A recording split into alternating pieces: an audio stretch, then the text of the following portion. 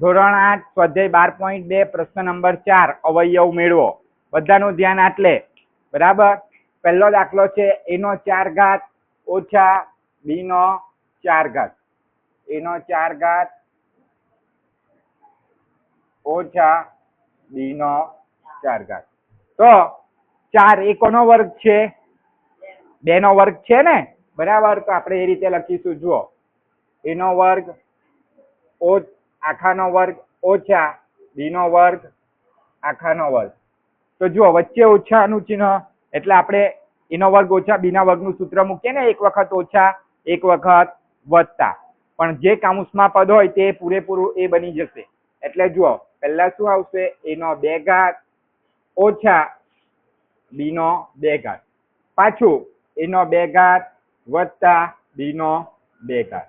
હવે જુઓ, આ પાછો આખાનો 2 ઘાત થશે. એ આખાનો ખાલી a ના 1 ઘાતનો 2 ઘાત થશે ને, એટલે a નો 2 ઘાત થશે. વચ્ચે ઓછાનું ચિહ્ન છે એટલે આનું સાદુરૂપ થશે. પણ આનું થશે નહીં, કેમ કે વચ્ચે વત્તાનું ચિહ્ન છે. બધાનું ધ્યાન આટલે. સોહન, ચાલો. તો a આખાનો 2 ઘાત ઓછા b આખાનો 2 ઘાત થઈ ગયું. a નો 2 ઘાત વત્તા b નો 2 ઘાત. તો હવે જુઓ, હવે કાઉન્સમાં કયું પદ દેખાય છે? ખાલી નાના કાઉન્સમાં કયું પદ દેખાય છે? a. એટલે a ઓછા b ને a વત્તા b. ને આ છેલ્લો કાઉન્સ જેમનો છે તેમ, a નો 2 ઘાત વત્તા b નો 2 ઘાત. તો આપણો શું થઈ ગયો? જવાબ આવી ગયો પહેલા દાખલાનો. એ જ રીતે બીજો દાખલો જોઈએ. બીજો દાખલો p નો 4 ઘાત ઓછા 81. ધ્યાન આપજો, બધા ધ્યાન આપજો. બરાબર. બધાનું ધ્યાન આટલે. ચાલો, એ p નો 4 ઘાત એટલે p ના વર્ગનો વર્ગ થઈ ગયો. હવે 81 કોનો વર્ગ છે? 9 નો વર્ગ છે ને, એટલે લખી દઈએ 9 નો વર્ગ. 9 9 વાર 81 એટલે 9 નો વર્ગ. તો જે કાઉન્સમાં પદ છે તે એક વખત ઓછા ને એક વખત વત્તા. અને તફાવતનું સૂત્ર કહેવામાં આવે. તો કાઉન્સમાં કયું પદ છે? છગડિયા કાઉન્સમાં લખવું પડશે p નો 2 ઘાત ઓછા 9. થઈ ગયો? જો, p નો 2 ઘાત છે કાઉન્સમાં, એ 9 છે. પછી બીજા છગડિયા કાઉન્સમાં p નો 2 ઘાત વત્તા 9. છગડિયો કાઉન્સ પૂરો થઈ ગયો. ચાલો, આટલું થઈ ગયું. હવે જુઓ, ઓછાનું ચિહ્ન કયા બે પદ વચ્ચે છે? આ બે પદ વચ્ચે છે ને, p નો 2 ઘાત ઓછા 9 વચ્ચે.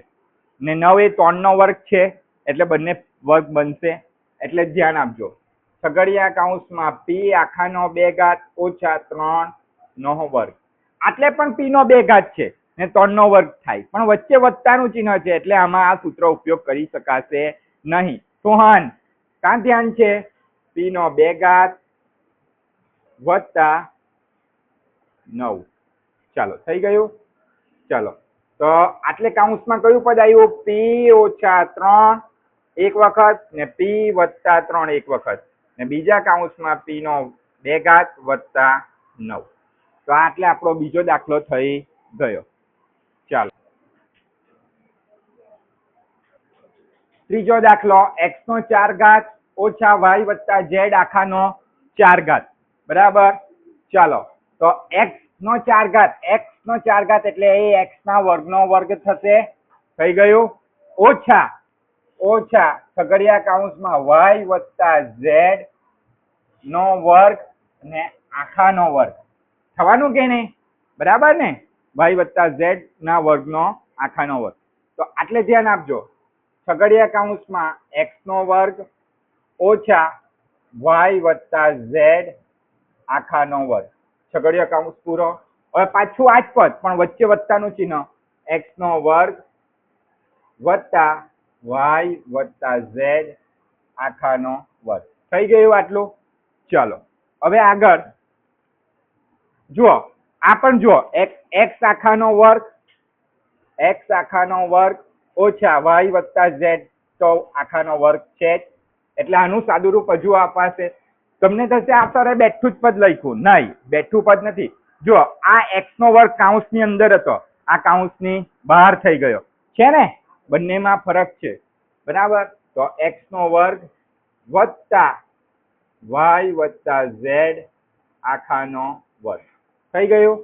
ચાલો તો એક્સ નો વર્ગ છે એટલે ખાલી લખાશે એક્સ ઓછા વાય વત્તા ઝેડ કૌંસમાં ને બીજા છગડિયા કૌંસમાં એક્સ વત્તા કૌંસમાં વાય વત્તા ઝેડ છગડિયા કૌંસ એટલે છગડિયો કૌંસ જ આવશે.